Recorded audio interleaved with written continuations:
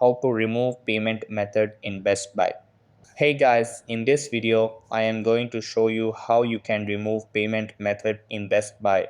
So make sure to watch this video till the end and let's get started. So the first thing that you want to do is open up the Best Buy app on your mobile and make sure it is updated to the latest version available.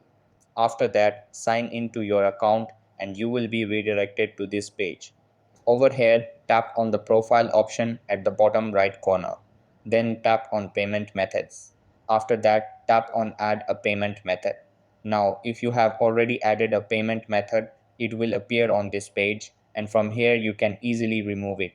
You just have to clear up all the information and you will also get an option of remove. You have to tap on that and the payment method will be removed. So that's how you can remove payment method in Best Buy.